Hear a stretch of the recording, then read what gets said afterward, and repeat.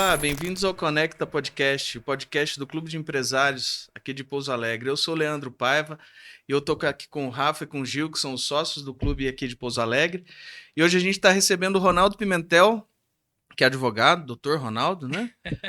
E que vai contar um pouquinho para a gente hoje aí sobre essa interação da área do direito com o empresarial, né, Ronaldo? Bem-vindo aí ao podcast. Justamente, obrigado, Leandro, obrigado, Rafael, Gil, obrigado por me receberem aqui. Acho que a gente consegue hoje bater um papo bem legal de mostrar para o empresariado, ainda mais o empresariado regional, de como que a advocacia preventiva, o jurídico, ele pode ser um braço muito importante na tua empresa para te ajudar a prevenir muitos problemas que, no fim, podem virar prejuízos muito grandes lá na justiça, dores de cabeça, porque nem tudo também é só o dinheiro, né? Mas é a paz do empresário ali que está respondendo um processo muito demorado depois no futuro. Antes da gente entrar nessa área jurídica aí, queria te perguntar um negócio. Claro. Clube de empresários. Todo advogado é empreendedor? Como é que é isso? O que você acha? Boa. Leandro, essa pergunta é muito intrigante e, inclusive, é um tema de discussão muito grande que a gente tem hoje no mundo do direito, porque a faculdade ela não nos ensina a advogar, não nos ensina a gerir um escritório. A gente não tem durante a faculdade, isso até onde eu sei, em nenhuma faculdade, tá? No Brasil inteiro. Mas ela não nos ensina essas matérias que vão nos ajudar ali no dia a dia. Ela ensina o direito, ela ensina a teoria, que é a ferramenta que a gente precisa para trabalhar. Mas no fim, a menos que você trabalhe dentro de um escritório já estabelecido ou algo assim, você vai acabar precisando ter conhecimentos fora do ramo jurídico, fora só daquele conhecimento teórico. Você precisa aprender a gerir seu escritório, gerir seu caixa, investir nos equipamentos que você precisa. Pessoas. São muitas coisas nas pessoas. Essa é uma das partes mais difíceis. E acaba que a gente tem que se virar. Mas no fim, todo advogado, quando tem seu escritório, ou mesmo dentro, né? Porque existe o intraempreendedorismo, a gente sabe, mas ele acaba tendo que ter esse lado empreendedor, ele precisa ter esse conhecimento. Tanto é que eu, quando já estava no último ano da faculdade, já foi quando caiu a minha ficha, eu já sabia que eu queria advogar, principalmente porque muitos alunos ali, eles estão preocupados com concurso público. Então, eles não têm essa visão. Eu já tinha essa visão.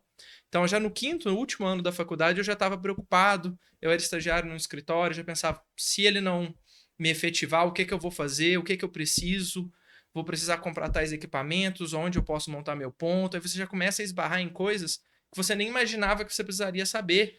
E às vezes eu nem sabia dos termos técnicos que a gente depois aprende na gestão. Então eu não sabia o que era um fluxo de caixa, mas eu sabia, poxa, se eu não sei em qual dia do mês eu vou receber o meu pagamento de um cliente, mas a conta vence dia 10, eu tenho que ter um dinheiro na conta no dia 10. E aos poucos fui desenvolvendo isso. E acaba que aí no fim todo advogado precisa desenvolver isso, principalmente se ele crescer, precisar contratar pessoas, isso é essencial. Então você não começou a faculdade já sabendo que você queria ter o seu escritório? Meio a meio. Diferente da maioria, é até curioso que uma vez, no meio da faculdade, ali, no meio do segundo ano, terceiro ano, um dos professores, minha sala tinha mais ou menos uns 90 e poucos alunos, um dos professores perguntou e falou, olha, pessoal, quem aqui quer advogar? E eu e acho que mais dois levantamos a mão, no meio de 90 e tantos. Ele até riu e falou, gente, vocês sabem que vocês estão fazendo direito, né? Mas Tô na sala certa. tipo, errei a faculdade. Mas o ramo do direito, por conta daquilo que muitos veem no concurso público, a estabilidade, sem entrar no mérito de estabilidade existir ou não, mas muitas pessoas são atraídas ou muitas pessoas são conduzidas pelos próprios pais a entrar na faculdade de Direito pelo nome, né? De, meu filho está cursando Direito, Medicina, Engenharia, né? Aquela trinca clássica. Mas também com essa promessa do concurso público, de, eu vou estudar e pelo meu próprio mérito de estudo, eu vou conseguir um cargo do qual eu não posso ser demitido no futuro e ali eu alcanço sucesso. Então a maioria das pessoas segue esse ramo. Eu já entrei na faculdade ciente de que concurso público eu não faria. Por faltar essa didática, aquela determinação que hoje em dia é tão difícil, e o sacrifício que os concurseiros precisam fazer para alcançar os bons cargos, eu já não falei, não, essa não é para mim, ficar fazendo depois também o serviço público, a mesma coisa todos os dias, não era para mim. Então eu tinha duas escolhas, né? Eu sabia que eu advogaria Ou eu também tinha uma pequena pretensão de seguir carreira política. Mas aí, no fim do primeiro ano, você já morreu. Eu já falei, não vou meter... O que era pequeno Eu virou que era nada. pequeno encolheu até virar nada. Eu falei, eu não vou entrar nessa, não. E foquei desde o início na advocacia mesmo, procurando sempre estágio na área. E realmente determinado a ter meu escritório e construir. E sempre voltado para o lado privado. Nunca para o lado público, na minha visão. E é até curioso, porque eu formei aqui na Faculdade de Direito Sul de Minas, e a faculdade ali, ela tem muitos programas internos que são voltados para o direito público. E uma vez eu participei da iniciação científica e eram bolsistas, né? A gente teve uma reunião geral de todos os bolsistas, acho que tinha mais ou menos uns 15 alunos, e o professor coordenador estava lá. E a gente sentou em círculo, eu fiquei de um lado do professor, e aí ele pediu para cada um se apresentar e falar o seu tema. E começou pelo outro lado, então eu ia ser o último a falar.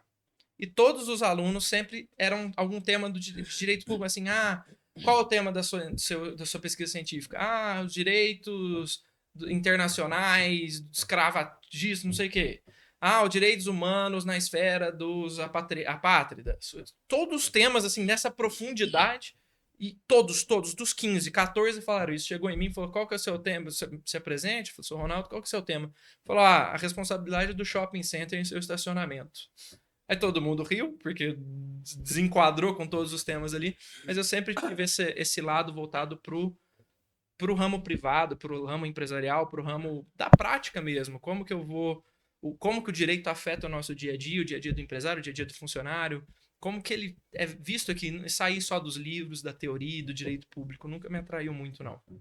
Hoje, quando você estava estudando, provavelmente você tinha alguém, um benchmark ali, algum escritório, algum advogado que você olhava e falava, puta, esse cara, esse escritório manda muito bem, quero...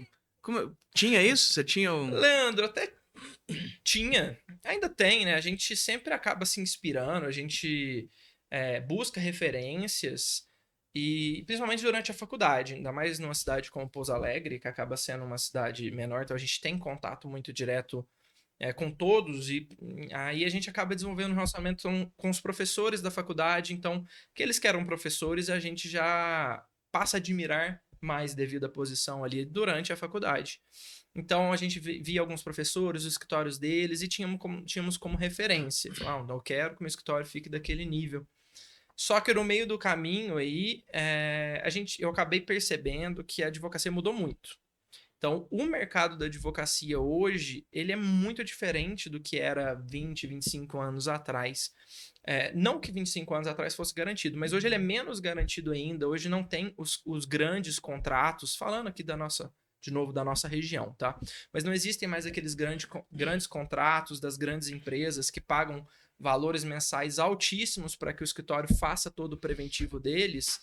E com esse contrato, basicamente, o escritório se garante, se mantém, cresce e ainda dá muito lucro para o advogado. A gente já não enxerga mais isso, então hoje a gente tem que adotar outras estratégias e acaba que então mudou muito. A minha advocacia ela é muito diferente da desses professores, desses escritórios mais consolidados.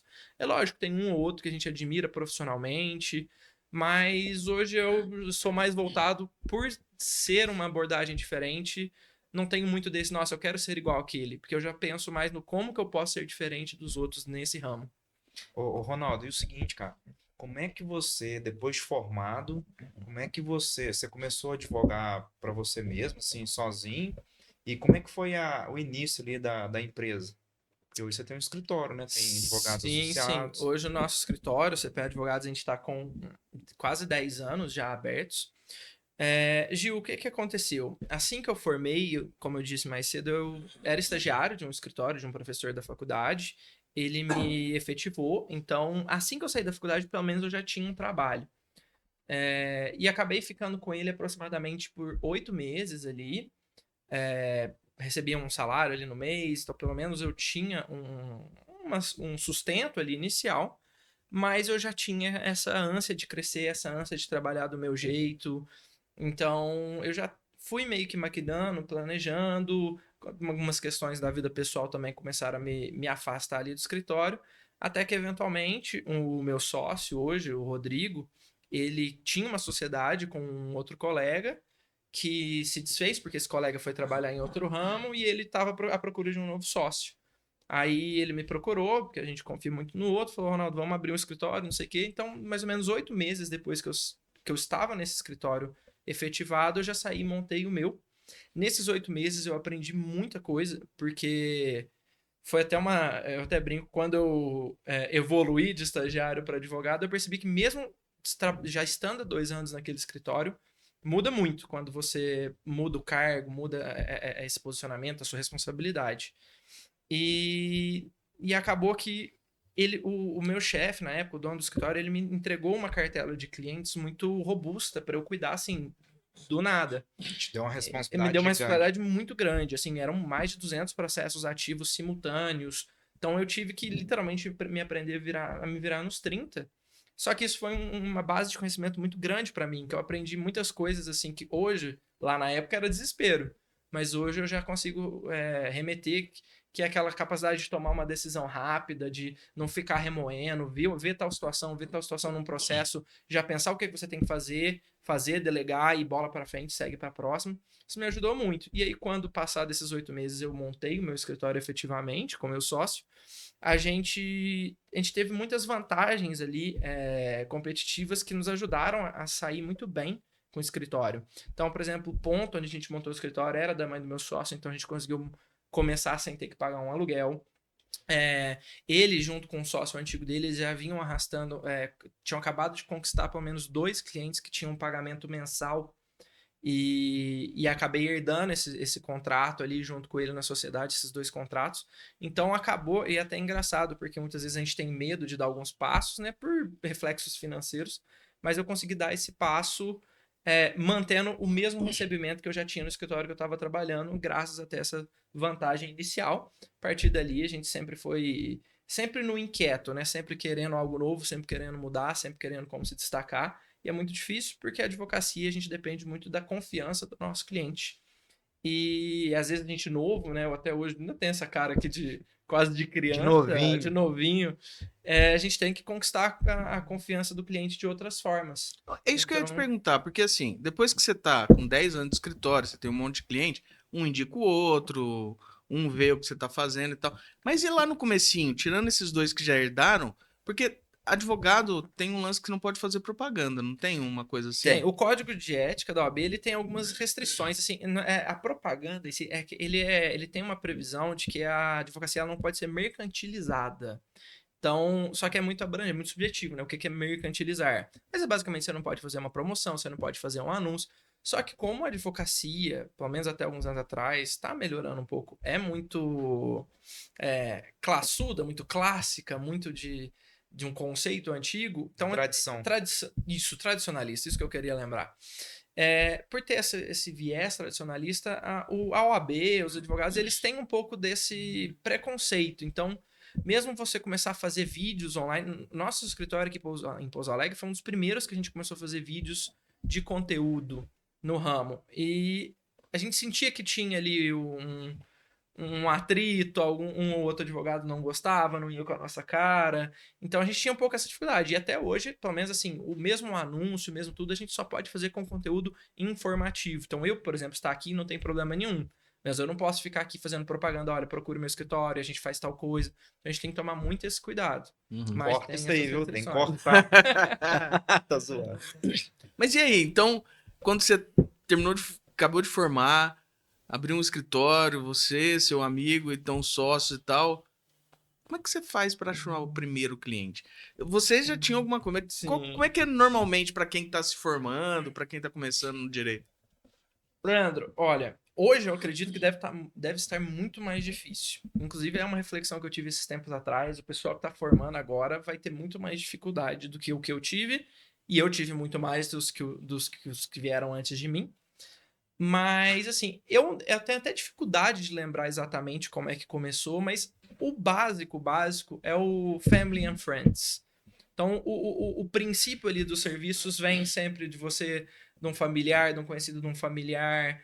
E o maior problema é que aí você tem que como que você vai adequar, como é que você vai cobrar, por exemplo, isso, sendo que tá vindo um Family and Friends, você vai ter que jogar aquele, é no êxito, um percentual de honorário se eu conseguir ganhar, e aí você ganha aí ele te recomenda para outro. Então vai crescendo. Nós tínhamos escritório no centro, ali bem perto da praça principal, e muita gente até falava, nossa, é um ponto bom, né? Mas na advocacia até que para nós isso não impactava muito. A gente ficou uns 5 anos naquele ponto. Acho que um cliente bateu na porta assim do nada para fechar, o resto não.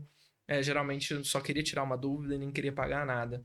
Mas foi bem assim, é um processo um pouco demorado, que depende mesmo de você ir conquistando isso. Às vezes cai no colo, algum caso ali que você não esperava, mas aos poucos você vai construindo e vem mais do que você imagina. Só que, como eu mencionei, por que eu acho que hoje, o dia a dia, para os que estão formando hoje, começando no ramo hoje, é mais difícil, o que até reflete algo que eu converso muito com os empresários, meus clientes. Porque hoje a gente tem um fluxo muito grande de faculdades de direito no Brasil como um todo, aqui em Pouso Alegre também. Na minha época era uma faculdade de direito, hoje em Pouso Alegre a gente tem 4 ou 5 formando a cada semestre em turmas. E o Brasil, salvo engano, eu acho que existe uma estatística que o Brasil sozinho ele tem mais faculdades de direito do que o resto do mundo inteiro. Então a gente tem muito. Isso a gente acho que pode refletir para qualquer ramo, mas eu vou falar do direito. Então a gente tem muitas pessoas formando. E o que acontece? Como eu também mencionei, muitos formam querendo concurso público. E aí, na hora que chegam no fim da faculdade, desesperam, porque hoje o concurso público é muito concorrido, você depende de abrir vaga, você depende de uma prova, é um processo muito burocrático que acaba demorando e tudo mais. O que vários desses alunos formam, ou não se encontram no concurso público, ou veem que não vai dar certo, eles falam, vou advogar, formei em direito, vou advogar, vou abrir meu escritório. E aí você vê uma enxurrada de escritórios ali que abrem inexperientes, e tá tudo bem, porque eles são inexperientes mesmo, recém-formados, e que eles precisam de serviço. Eles precisam caçar o serviço. Acaba canibalizando. E com o volume, justamente, e com esse grande volume, o Family and Friends acaba ficando restrito. Porque antes a amiga da minha tia podia recomendar um caso para mim, mas agora a amiga da minha tia também tem um sobrinho que é advogado. Então eu só tô limitado à minha tia. Se minha tia também, um dos filhos dela também não tiver feito direito. E aí essa minha tia vai me trazer... Aí o que começa a acontecer? Um fenômeno que eu já tenho visto muito nos últimos anos, porque aí esses advogados, pela necessidade de ter o serviço, começam a caçar serviço onde não tem. E a gente, como advogado, a gente tem uma função social muito importante, porque o advogado, ele é o primeiro filtro para um processo entrar na justiça ou não. Então a nossa função é saber se esse caso tem direito ou não, se ele merece ir para a justiça ou se ele vai ser só uma aventura, se ele vai ser uma loteria. E aí a gente precisa ter esse filtro, só que esse advogado que está desesperado por serviço, porque ele precisa sobreviver, ele não vai ter esse filtro. E é onde a gente começa a surgir o que eu, ofensivamente, peço desculpas, mas chamo de processos idiotas. Porque aí você tem um cliente que recebe um processo que ele está respondendo, que você lê aquilo e você fala, não é possível que entraram com esse processo. Não é possível que isso caiu na justiça e muitas das vezes o cara não vai nem ter uma punição por ele. Tem algum caso para ilustrar isso aí? Eu tenho 2. Um que é um dos mais idiotas que eu já tive e um que é recente, que é um dos mais absurdos que eu já tive pela simplicidade dele. Concorrência boa? Vamos ver qual vai ser o melhor. Vamos votar. Vamos votar. O caso mais idiota que eu tive foi um caso até que foi entrado em outra cidade, mas meu cliente era daqui. Vou tentar segurar o máximo de informações para não identificar. Claro. Coloquei lá no Rio Grande do Sul. Meu cliente americano. Isso. Brincadeira. O que acontece? Meu cliente é uma empresa que vende um determinado produto e fez uma promoção de verão e anunciou no Facebook. Estou vendendo tal produto, aquelas promoções com desconto, condições especiais e tudo mais. Fez um anúncio do Facebook, postando, né, todas as informações, entre em contato, telefone de contato, WhatsApp certinho da empresa. Beleza. Aí, algumas pessoas, como é no Facebook, que é um público-alvo do meu cliente, que fica ali, algumas pessoas não liam a descrição do anúncio e perguntavam qual é o número de contato, sendo que tinha lá, mas tudo bem. E a funcionária do meu cliente ia e respondia. Respondia o comentário e colocava o WhatsApp da loja. Num desses comentários, em um desses comentários, ela digitou o último dígito do telefone errado. Terminava em 02, digitou 01 e respondeu. No dia seguinte, ela acessou o Facebook e aí uma pessoa estava respondendo o comentário dela falando: fulana, esse número é meu, tem pessoas me ligando, por favor, corrija. 24 horas, ela editou o comentário do Facebook dela, corrigiu esse final 01 para 02, vida que segue. Me chega um processo pro meu cliente, vindo de outra cidade, porque esse número é de uma pessoa de outra cidade, falando que o meu cliente anunciou o número dele como se fosse da loja e pedindo danos morais, porque as pessoas estavam infernizando ele, mandando mensagens e pedindo não sei o quê, e ele juntava print de 3 pessoas que mandaram Aí mensagem. é loucura, né? É loucura. Que doido. E o pior, o processo se alastrou por pelo menos uns 2 a 3 anos, porque era uma cidade que a justiça era mais lenta que o Ocupando normal. o nosso sistema judiciário. Meu cliente teve que gastar comigo, porque ele não era meu cliente da assessoria até então, ele me procurou justamente por causa do caso, e você vai, tipo, como é? Eu não posso deixar de cobrar pelo meu serviço. Claro. Não existe um êxito ali. O sucesso do meu cliente é simplesmente não perder nada. Então, automaticamente, por causa disso, meu cliente teve que gastar comigo. Ele teve esse estresse de 2 anos do processo se alastrando. Aí a gente ainda enfrenta uns absurdos no meio do processo. Eu lembro que teve audiência, ela foi online, o advogado da outra parte, né? Que eu acho um absurdo, eu fico com raiva de advogados que não fazem esse filtro. Ele ainda propôs, falou pra mim: doutor, vamos fechar em R$500 só pro meu cliente pagar o advogado dele, assim, que tá meus honorários. Eu falei: doutor, eu não vou me dignar a fazer um acordo num processo desse, eu não aceito. Eu prefiro perder porque o juiz mandou e aí eu vou ficar bravo lá, mas não vou deixar meu cliente fazer esse acordo. E aí meu cliente não queria fazer o acordo, lógico que eu não mando nele, mas a gente não fez esse acordo. E aí constou-se na ata do... Essa audiência não tinha o juiz presente, ela era online só com o estagiário, constou na ata essa proposta de acordo dele e não constou que eu estava recusando. Eu falei: consta, não sei o quê. Mas ela não... A estagiária falou: vou deixar aqui caso... O senhor vai ter 15 dias pro senhor concordar caso queira. Eu falei: tá, não vou concordar. Aí, passado esses 15 dias, ficou acho que um mês o processo parado e o juiz deu uma decisão falando: manifeste o advogado da empresa, eu, sobre a proposta de acordo. Se você não falar nada, eu vou entender que você aceitou o acordo. Ou seja, o juiz entendeu que o meu silêncio ia ser concordância e não recusa. Aí eu falei: gente, é um absurdo, o juiz querendo me forçar a engolir esse acordo. 3 minutos depois que o juiz tinha dado a decisão, eu já estava lá falando: não quero o acordo, siga. Enrolou mais 2 anos esse processo. E no fim eu nem sei o resultado do processo, porque teve. Não vai contar o final. Não sei, porque teve uma outra audiência e o autor da ação não foi na audiência. E quando ele não vai na audiência, o processo é extinto e ele é condenado em custas do processo, pelo menos. E ficou nessa. Não sei nem se. Eu acredito que meu cliente não ia perder, mas não teve nenhum resultado do julgamento. Sensacional. A pessoa, ela mesma perdeu, né? Ela deu causa pra ela mesma perder no processo. Ela não compareceu, então ela perdeu. Justo, mas ela poderia entrar de novo, porque não tem um julgamento. Ela poderia entrar. Agora já não, porque eu acho que está decorrendo o prazo da prescrição.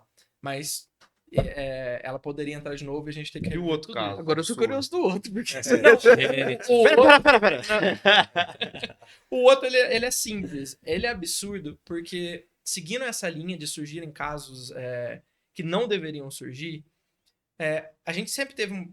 No Brasil existiu esse estigma da justiça do trabalho, a empresa sempre perde na justiça do trabalho. Existe sim um protecionismo da justiça do trabalho aos funcionários, porque é a função dela. O funcionário, ele é uma parte hipossuficiente em relação à empresa. Ele não tem tantos meios de prova. Então a justiça, ela tenta equilibrar isso e a gente sabe que às vezes ela realmente se excede. E vindo desse estigma, era normal que eu como advogado da empresa, fazendo defesa, a gente tem essa expectativa de perder. E já tem surgido os processos recentes na Justiça do Trabalho que eu tenho conseguido ganhar. Simplesmente porque a pessoa força a barra. Mas ainda são casos que a gente fica bravo, meu cliente fica bravo, mas assim, você enxerga o que o cara tá tentando. A malandragem, mas ele tá tentando. E aí chegou um cliente meu, que é um dos clientes meus que é mais correto em termos trabalhistas. Tanto é que todos que ele tomou trabalhista são os que a gente ganha, porque ele tá sempre certinho e tudo. Mas aí me chega esses dias um processo, valor de R$10 mil trabalhista, a pessoa falando que ela trabalhou, eu vou até falar os meses antes, de dezembro de 2024 até fevereiro de 2025, que ele trabalhou, que ele nunca recebeu um adicional lá, que a legislação dá direito, que é um adicional de periculosidade, que é por perigo, né? que ele falou que ele nunca recebeu esse adicional e que ele não recebeu a rescisão dele, quando ele foi demitido sem justa causa e tal, em fevereiro, blá, blá, blá, blá. Naturalmente, eu recebo aquilo, minha função preciso averiguar com o meu cliente. Mandei pra gerente do RH do meu cliente, falei, olha, me passa tudo que você tem desse caso aqui.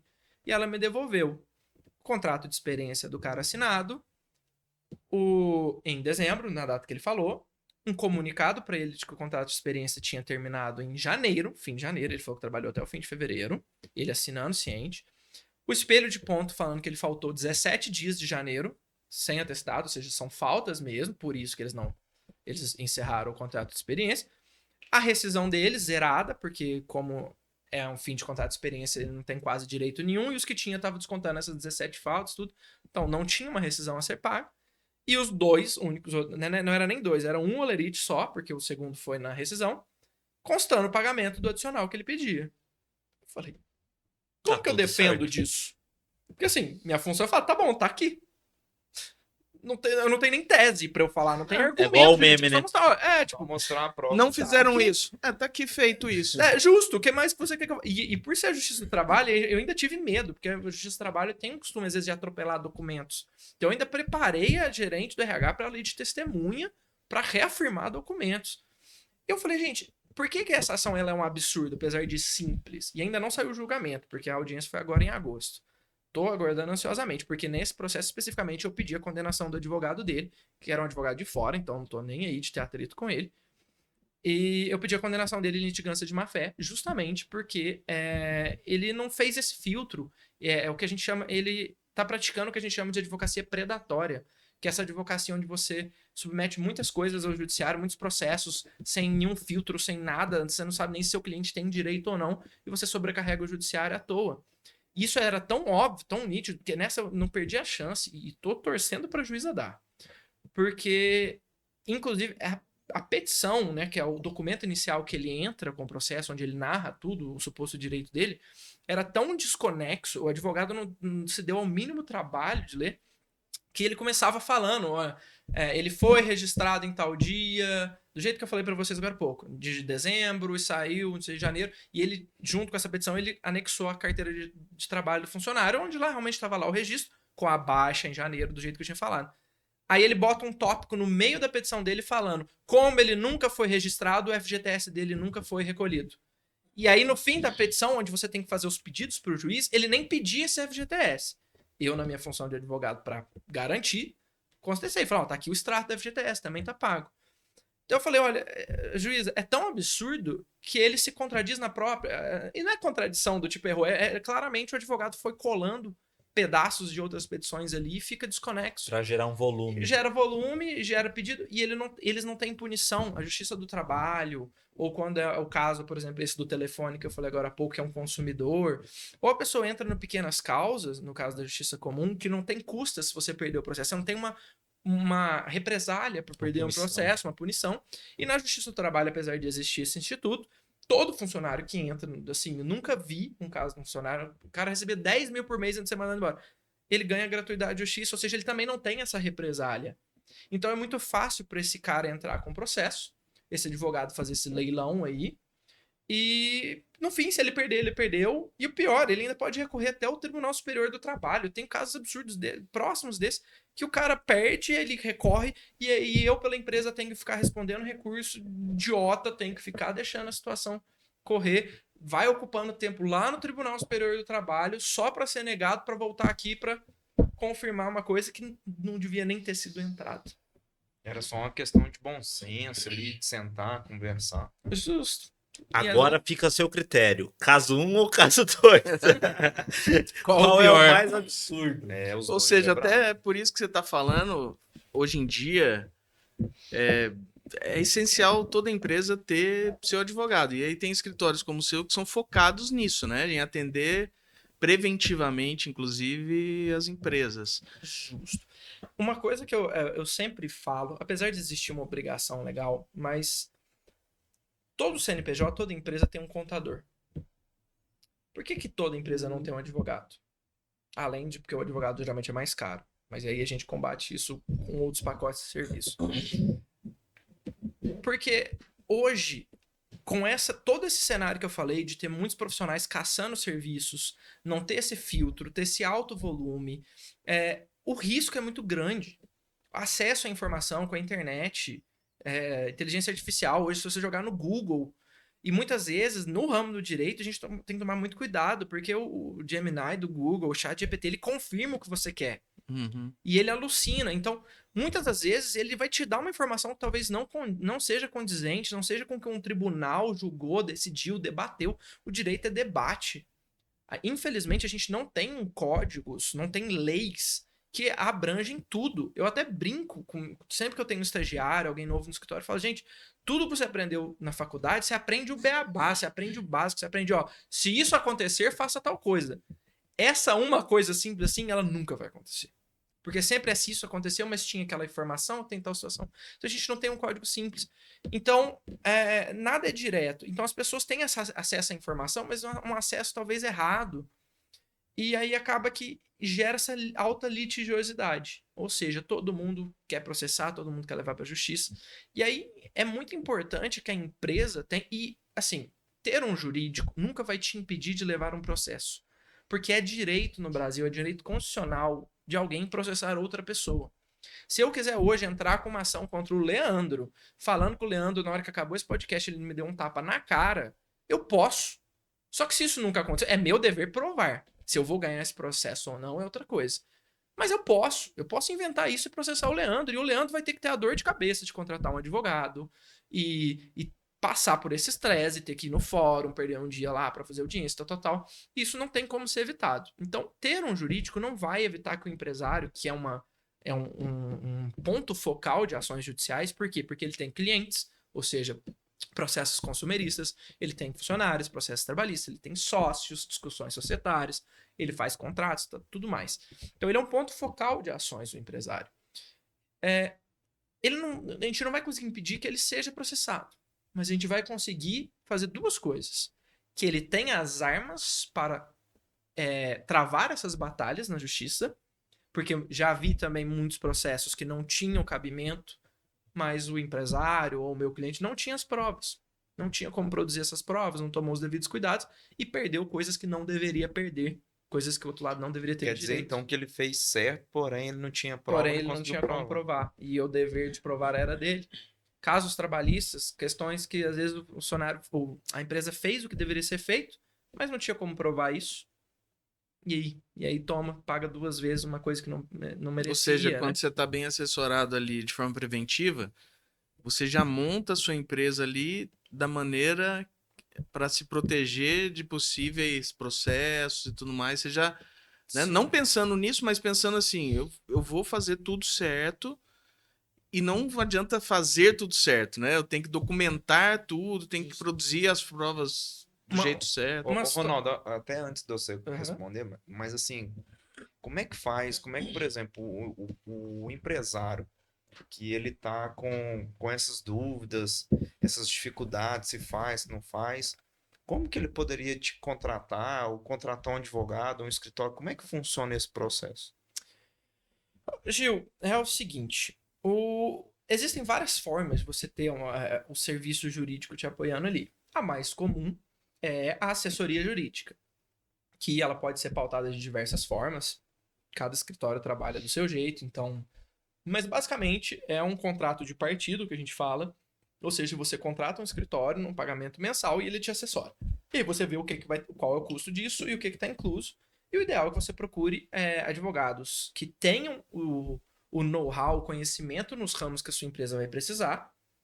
Geralmente, como eu mencionei, trabalhista, consumerista, contratual, societário, dependendo. É societário, mas isso é só eu na empresa, então talvez não seja tão necessário. Talvez pelo menos um conhecimento básico de tributário, proteção de dados e coisas assim. Tem que achar um escritório que ou que tem uma equipe para isso, ou que o advogado tenha um conhecimento para isso. Ele não precisa ser o especialista em todas essas áreas, até porque quem é especialista em tudo não é especialista em nada. Mas para que ele possa dar o suporte e que seja alguém de sua confiança, ou pelo menos que vai conquistar a sua confiança. Dito isso, o escritório, na modalidade de assessoria, ela vai ter esse pagamento mensal porque ela passa a ser basicamente mais um setor da sua empresa. Talvez, muitas das vezes, um setor externo. Mas ele é um setor, ele é o seu setor jurídico. E é a ele que você vai submeter as suas dúvidas, seus questionamentos, que seria a segunda vantagem que eu ia falar, além das provas. Mas o empresário que ele é prevenido, ele ganha uma coisa que é muito, não tem valor financeiro, que é a tranquilidade. Perfeito. Eu tenho muitos clientes, e assim, que falam, Ronaldo, desde que eu contratei, eu tô mais tranquilo. Teve um que até 2 semanas depois que ele me contratou, falou, não, eu tô adorando, eu tô super tranquilo. Falei, cara, você me contratou, eu não fiz absolutamente nada pra você ainda. Essa é a primeira vez que a gente tá se encontrando depois que você me contratou e você já tá me dizendo isso. Ele falou, não, mas só de eu saber, só de eu... Aí, né, já desenvolvendo o contrato, mas quando do cliente poder ligar e falar, Ronaldo, tá acontecendo tal coisa com tal funcionário, o que eu faço? O funcionário parou de vir. E ainda mais hoje em dia, que a gente tá tendo tanto problema de mão de obra, eu tenho cliente que não consegue parar com mão de obra, só que, Ronaldo, eu preciso registrar, eu preciso fazer contrato de experiência, o funcionário parou de vir, esse outro que eu mencionei, faltou 17 dias, gente. 17 dias num mês. Se você tirar o fim de semana, tem 22 dias úteis. Ele trabalhou 5 dias no mês. O que o empresário faz? Porque ele tá com o cara registrado, o cara sumiu, ele tem que fazer esse processo, mas ele já inicia outra contratação ou não, o que ele faz? Ele precisa de um suporte. Como que eu faço isso sem que isso exploda lá na minha cara? Se proteger contra, por exemplo, um processo absurdo, como você falou. Né? Justamente, para não acontecer o que aconteceu. Então, essa tranquilidade, olha, eu estou fazendo tudo, eu não vou, não tem como eu ser impedido de levar esse processo, mas eu pelo menos tenho... sei que se vier, eu vou estar mais tranquilo, eu vou saber como vai funcionar, o meu escritório já está ciente. Ou muitas das vezes eu falo, porque a gente, como jurídico da empresa, a gente não toma decisão pelo cliente. Se eu te falar, Gil, na tua empresa tu pode fazer isso, isso e isso, se tu não fizer vai acontecer tal coisa. Você pode falar, Ronaldo, eu não vou fazer. E tá tudo bem, porque eu não vou tomar essa decisão para você. Mas você tá tomando o risco de forma consciente. E quando vem o problema lá, que você estava ciente, dói muito menos na consciência do empresário. Eu tenho um cliente também, outro curioso, ele me contratou e a gente, geralmente, um dos primeiros passos que a gente faz é um relatório trabalhista, que é puxar, porque geralmente os maiores problemas são trabalhistas, e a gente puxa tudo que tem debaixo do tapete ali, todos os riscos do empresário. Ele me contratou, eu lembro, aí 1 mês e meio mais ou menos a gente fez esse relatório, eu lembro certinho, foi em 2022, maio de 22, não, começo de junho de 22 eu sentei com ele, lá no meu escritório, falei, vou botar aqui o relatório. Conversei com ele ponto a ponto dos riscos dele. Eram poucos, era uma empresa pequena, mas graças a Deus eram poucos. E um deles envolvia pagar um plano de saúde que era previsto na convenção do sindicato dele. Falou, tu não tá pagando, tem tal risco, tem tal situação, porque o sindicato não habilitou o plano dele, porque o sindicato não é de Pouso Alegre, tem tais situações, mas tu tá correndo risco, eu não posso te falar que não tá. Ele falou, não vou pagar não, que não sei o que, mas tomou uma decisão consciente. Passou 1 mês, gente. 1 mês. Eu juro que eu fiquei com medo dele achar que eu denunciei ele pro sindicato. Porque foi só 1 mês. Foi só você falar? Foi só eu falar. E chegou só que é porque esse sindicato pegou e entrou contra mais de 200 empresas aqui em Pouso Alegre pedindo esse bendito desse plano de saúde. 3 clientes meus, e esse incluso, tomaram esse processo. O sindicato perdeu praticamente todos justamente por conta dessa questão dele não ter cadastrado o plano de saúde no sistema dele. Mas, basicamente, quando ele chegou esse processo do sindicato, esse meu cliente me ligou rindo. Falou, Ronaldo, não é que você falou que ia acontecer mesmo? Mas ele riu. Falou, tá bom, resolve, vamos ver o que dá pra fazer. Então, quando você tem a consciência daquilo que vai vir, você não é pego desprevenido. Você tem informação, né? Justo. O peso na sua consciência, na sua tranquilidade é muito menor. Então, isso também é uma grande vantagem que o empresário tem quando ele tá ali devidamente assessorado. E a partir de que tamanho de empresa que vale a pena já, que faz sentido? Leandro, é o seguinte... Até alguns anos atrás eu te falaria que, assim, devido ao alto custo de um advogado, de um escritório assessorando, porque nós temos... Existe a advocacia full service, que é o serviço completo, que é onde, olha, o nosso escritório vai ser a banca jurídica da sua empresa. Meu escritório trabalha assim com alguns clientes. E todos os processos que você receber ou quiser entrar com a sua empresa, eu vou cobrir, isso está incluso no preço. Só que esse serviço acaba sendo caro. Por quê? Porque o escritório precisa precificar de forma que ele tenha uma segurança, porque se amanhã você levar 10 processos trabalhistas, o escritório tem que cumprir 10 prazos, 10 defesas, se perder um prazo, a responsabilidade é nossa. Então isso tem um custo e acaba ficando caro. E aí empresas menores não contratam. Porque, com o preço que eu vou pagar aí esse escritório, eu nunca tomei um processo, ou tomei um processo cada 5 anos, não vale a pena. Eu prefiro contratar lá individualmente. Só que aí existem outras soluções, inclusive meu escritório tem outras modalidades de assessoria que são voltadas para os empresários de menor porte, onde eles talvez não precisam ter todo esse pacote de serviços a um custo menor, para que ele pelo menos leve o serviço mais importante é a consultoria. Nem que o empresário não contrate, mas que ele precisa, vou pagar uma consulta com o advogado, vou ficar 1 hora lá, vomitando problema na cabeça dele para ele me falar pelo menos o que eu faço. Isso é muito importante. Então, diante de existir essas modalidades, pelo menos no meu escritório, onde a gente já consegue atender empresários de porte bem menor, desde uma lanchonete até um escritório, às vezes uma empresa de trabalho de escritório que tem um funcionário. Eu diria que assim, a partir do momento que você tem pelo menos um funcionário, você já está exposto a riscos trabalhistas que são os mais comuns, já faz sentido. Mas muitas vezes você não tem funcionários, mas você lida com contratos e presta serviços para grandes empresas. Então, talvez você também dependa disso. Então, Às vezes tem até que montar um contrato, né? Justamente. Às vezes a sua assessoria não precisa ser focada no trabalhista, mas sim no contratual. Então, vai mesmo da demanda de cada um. O filtro vai ser a temperatura do empresário na hora que ele sentir, será que eu tô fazendo certo? Será que na hora que ele se questionar, ele fala, talvez eu já precise e nada que uma consulta não resolva, né? Justamente, às vezes você paga ali seus 300, 400 reais numa consulta com um advogado, que você fique 1 hora ali, mas para você conversar. Às vezes é um dinheiro muito bem investido, porque aí você conversa, você pergunta como fazer, assim como o médico, se o advogado não tiver todas as respostas ali na ponta da língua, e às vezes a gente não tem mesmo, se o problema for muito específico, você vai marcar um retorno, pelo menos eu não cobro esse retorno, e a gente senta e aprofunda no seu problema ali, então 1, 2 horas de conversa, às vezes já é o suficiente para que você fique bem mais seguro nas decisões. Pelo menos inteirado ali no que aconteceu, né? Justamente. Então, assim, o porte, Leandro, vai mais mesmo. Hoje em dia já não é mais tanto uma limitação de preciso de ter tantos funcionários, preciso de ter tanto de faturamento. Hoje em dia já é mais uma questão mesmo de como o risco já está existindo e está aumentando cada vez mais. Consequentemente, a porta de entrada para a necessidade jurídica também cresceu. E falando de clube de empresários, você atende empresários. Sim. Para mim parece a coisa mais óbvia que um advogado que atende empresário participe de um clube de empresário. Como é que não tem uns 50 advogados lá, Rafa? Eu quero até trazer uma reflexão junto com essa pergunta, que é o seguinte. Eu estou construindo aqui uma reflexão muito fera por conta que a importância da iniciativa do clube de empresários na vida do advogado em si. Por quê? Você trouxe primeiro a questão do Family and Friends, que é uma rede de contato. Então, se você tem uma rede de contato amplificada além dos seus familiares e amigos, o quão isso é benefício para o início da sua jornada. Segundo, o trabalho da mentalidade de um ecossistema como o do clube, que te coloca mais preparado para enfrentar e para não causar ações idiotas. Né? Porque, tipo assim, você vai entender que com a cultura de empresários, com o entendimento que você tem que ter como empresário advogado ou empresário de qualquer outro nicho que você esteja nos ouvindo, ou dos nossos nichos mesmos, que nós vamos entender que não é... O mercado, ele não atende assim.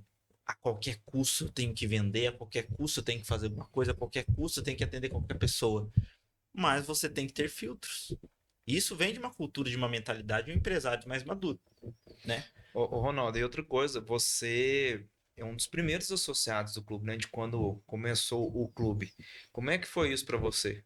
Como é que está sendo essa jornada para você dentro do clube de empresários? Gil, pegando a fala de vocês dois, enquanto o Rafael falava, eu pensei aqui em 3 pontos que eu acho que são interessantes de se pontuar. Um pouco falando sobre o advogado, como vindo do questionamento do Leandro, que o Rafael começou a responder, e aí eu emendo no seu falando um pouco sobre a minha jornada. Em primeiro lugar, Leandro, por que não tem 50 advogados no clube? Volta lá na sua primeira pergunta, porque o advogado ele não é preparado para ser empresário. E às vezes, se a gente fica na visão tradicionalista, a gente não enxerga dessa forma. E o advogado, ele acha que aquele não é o meio dele. Que ele quer conviver só com o advogado, porque ali eu posso discutir juridiquês, posso discutir tese, discutir a parte prática da ferramenta do nosso trabalho. Mas não o resto.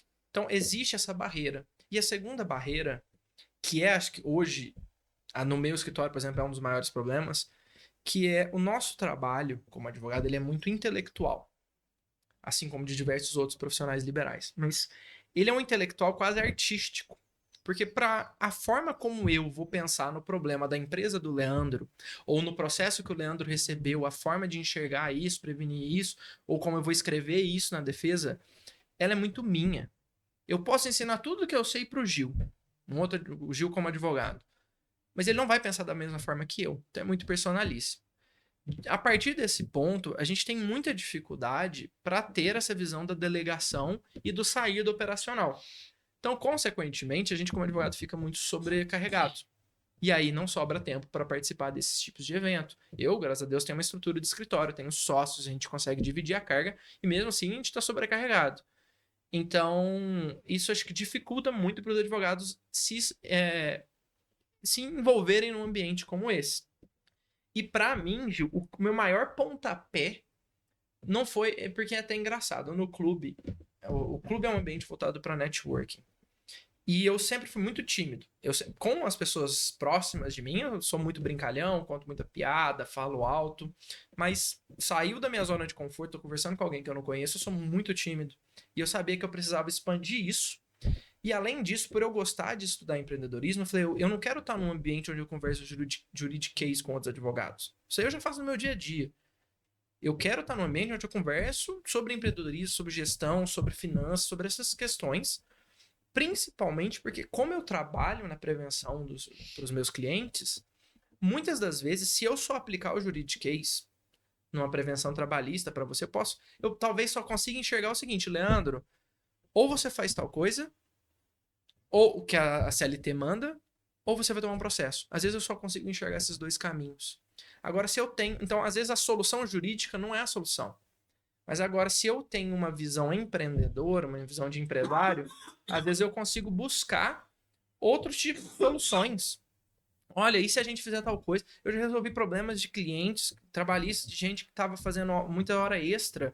Falei, gente, você atende muito cliente no começo que a empresa abre, no momento que a empresa abre? Não, geralmente as 2 primeiras horas são vazias. E na última? A última não sei o que tal. Pô, vamos, em vez de deixar todo mundo fazendo tantas horas por dia, metade da tua equipe entra 1 hora mais cedo, metade sai 1 hora mais tarde. Às vezes a gente arrumou um baita problema trabalhista nessa visão. Isso não é uma visão jurídica. O jurídico ia falar, olha, tu tem que pagar hora extra, tu tem problema. Então, eu queria me envolver num ambiente onde eu poderia desenvolver essas técnicas, essas habilidades, esse conhecimento para ter essa visão do outro lado da moeda e aplicar para os meus clientes. E de quebra eu queria perder essa timidez que eu tenho. E acabou que casou, porque eu lembro certinho do primeiro encontro do clube, quando ele foi ser fundado, e eu vi que o ambiente era um ambiente... Você já está ali para um ambiente de networking, um ambiente de conexão. Então isso já facilita um quebra-gelo. Não é que nem eu chegar num churrasco, do nada, num domingo à tarde, todo mundo relaxando, e eu querer... Gil, e eu não sabendo se você gosta disso, eu falei, Gil, vamos conversar da tua empresa. Você, pô, domingo, cara, não quero. Ali não, o ambiente era propício. Então isso me ajudou muito a partir dali, e graças a Deus também eu perdi minha timidez. Vocês sabem que eu sou muito brincalhão nos encontros do clube já hoje em dia. Mas Fiquei sabendo que seu apelido é 02, por quê? Eu não gosto de entrar nesse assunto, tá? Delicado. Só porque eu fui o segundo a aderir ao clube, porque você tinha informações privilegiadas e sabia que ele ia abrir, então você Você não quis fazer o Pix. Oi? Não Se quis você fazer tivesse feito o Pix, você podia, né? Não, mas agora eu já virei o 01 porque você entrou na administração aí. É isso mesmo, Rafael? Ele é o 01? Eu acho que a gente precisa de um advogado. Arrasou. Abriu um processo, você vai processar. Vamos ver quem tem melhores provas. Não, tudo bem, tudo bem. A gente vai encerrar o podcast. Nesse clima. Mas, então, o clube, ele me ajudou sempre muito nessa pegada de desenvolver esse lado, então perder essa timidez. Tanto em gerar negócio, mas também nessa questão de desenvolvimento de você se tornar um empresário. Justamente. No ramo do direito. E uma coisa, acho que um dos maiores conhecimentos que eu aprendi no clube, nessas interações todas, desde o início, sempre foi de que networking, se conectar, não é a mesma coisa que querer vender a todo custo. E muitas pessoas que passaram pelo clube passaram com essa intenção. Entraram Isso é uma para reflexão. vender. E você sabe que ele não está interessado em ouvir o problema do outro, ouvir sobre a empresa do outro. Ele tá Gerar interessado. relacionamento. Até uma vez eu ouvi de um amigo falando que é o PPR, né? Você tá ouvindo o que eu tô falando, mas você já tá preparado para a resposta. Porque não interessa o que você tá falando, eu já sei o que eu vou falar em seguida para puxar atenção para mim. E é por isso que muitas pessoas às vezes não se encontraram no clube. E eu aprendi isso, que o networking, na verdade, é você realmente se importar. Tanto é que todos os negócios que eu fechei dentro do clube nunca foram negócios que eu cheguei e quis vender. Os que eu tive essa abordagem, inclusive, não fechei. Mas são daqueles que às vezes você só tá interagindo, você faz um favor. E eu sendo advogado, a pessoa às vezes tira uma dúvida rápida. Eu não vou falar, não, ó, paga uma consulta, vamos lá no escritório. É lógico que existem problemas muito complexos, mas uma coisa assim, pô, vamos conversar, faz isso, mas pensa tal forma. Às vezes você fazendo isso, você gera reciprocidade depois. Acho que essa é uma das maiores lições que eu aprendi lá dentro. Geralmente é criar um relacionamento, é criar conexão, desenvolver o relacionamento, porque vai chegar uma hora que você vai vender sem vender. Não é aquele trem forçado. Eu tenho falado com algumas pessoas que, por exemplo, eu tenho ido muito para São Paulo. E lá em São Paulo, né, a cultura lá é o quê? É transacionar. A gente até brinca de transar, né? O povo lá só quer transar. Mas o quê? Quer fazer transação. O que que é? Você compra o produto ou serviço ali, você paga e já adquire. Agora aqui, por exemplo, na nossa cultura aqui mineira, o pessoal gosta de conversar, gosta de entender, gerar credibilidade, gerar autoridade, passar confiança. E aí sim, depois disso tudo, gera um negócio. E fica um negócio assim, como é que eu posso dizer? Negócio assim natural, né? Nada forçado, Sim. né? E você consegue realmente entregar o que você prometeu, fazer o trabalho que você prontificou a fazer, né?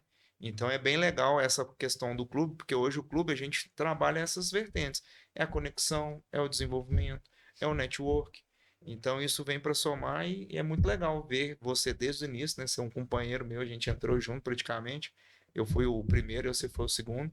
E a gente tá nessa lida, né? Tipo, a gente tá nesse ambiente. O ambiente é propício para isso mesmo, é para poder desenvolver tudo isso e a gente se tornar também pessoas melhores, não só empresários melhores, né? Com certeza. E a gente transbordar isso também na vida das pessoas. Então isso é muito legal. Com certeza. É isso aí. Massa. Ô, Rafa, queria aproveitar que a gente tá falando do clube, pra você falar pro pessoal que tá assistindo das iniciativas do clube, o que geralmente acontece. Pronto, legal.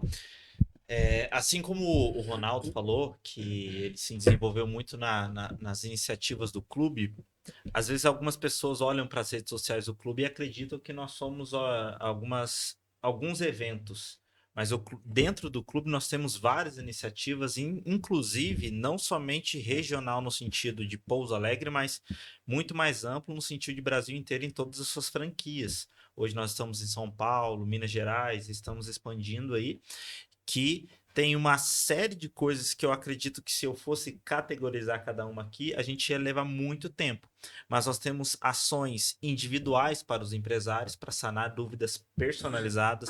Nós temos ações coletivas, nós temos ações que conectam convidados e associados. Então, assim, cada mês a gente libera ações que são feitas tanto na cidade que o clube está, nós estamos em Pouso Alegre, tanto regional como outras cidades que também é possível se conectar sendo associado. Boa. Queria fazer aquela pergunta que a gente sempre faz pro pessoal que vem aqui. Você como advogado, mas como empresário, você também consome aqui na cidade o serviço, o produto de outros empresários, né? Sim. O que você recomenda pro pessoal que tá vendo o podcast aí? Que Não você vale consome? restaurante. Não vale alimentação, porque todo mundo só fala alimentação. Não vale restaurante. Você tá botando uma saia curta, mas... Alguma coisa que você consuma aqui, que você fala, pô, esse é um serviço bacana, eu gosto, o pessoal atende Uma legal. prestação de serviço. O computador estragou. Não Então, vale de acabar informática, eu tenho um amigo... Brincadeira. que é doutor. Não, esse eu não conheço. Não conhece. Esse eu não Tá conheço. certo. Não é possível. Pesquisa no Google lá que você vai achar. Doutor de informática. Leandro, nossa, que pergunta capciosa, né? Bota a gente... E vocês ainda me cortam do alimentício, eu falo costela no bafo, todo mundo fala, certeza, né? Ó, Leandro, então já que é pra ser bem aberto, no momento eu tô construindo, né? Então tenho vivido muito com questões de material de construção e obra. Pronto. E um dos lugares que tem mais dado uma atenção especial, feito condições boas e o atendimento é muito excepcional aqui em Pouso Alegre é a loja da Comap, que é uma empresa já consolidada muito aqui em Pouso Alegre e, bem, já que eu tô um pouco vivendo por isso, eles dão um suporte bem bacana, tanto é que hoje em dia eu nem coto nada em nenhum outro lugar, sempre direto com eles. E eles fazem condições boas, tratativas boas, uma loja recomendada aí. E não é alimentícia. Nossa, É isso esse aí. ponto. Quem não conhece a Comap, então agora você tem uma missão. Ah, Trazer o dono da Comap para participar do clube. claro, quero trazer ele para ser meu cliente também. Eu só preciso descobrir quem que é o dono. Perfeito. Se vira, agora tá na sua mão. Droga, eu devia ter indicado uma empresa mais fácil. A esquina da minha casa tem uma venda. A minha mãe tem uma loja. Ô, Ronaldo, a gente tá chegando no fim aqui do podcast. Agradecer a participação. Acho que o pessoal aqui foi bacana, né? Muito conhecimento, muita história interessante. Sabe que contratar um advogado não é um bicho de 7 cabeças, né? E não é só quando tem problema, né? Justo. Uma vez eu ouvi uma frase, gente, que geralmente quando o advogado está conversando com o empresário fala, mas eu nunca... A gente tá vendendo o nosso serviço, olha, para você se prevenir, para você não ter um problema. Ele fala, mas eu nunca levei um processo. Eu falei, e tu também nunca teve um infarto. E tu ainda tá procurando um cardiologista para evitar esse infarto. É isso aí. É.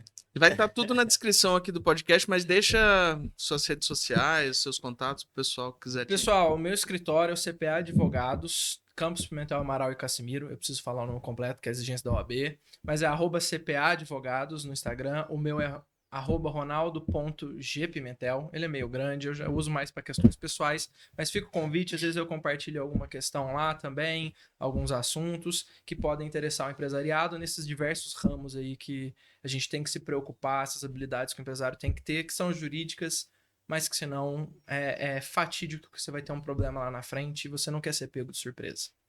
Show de bola.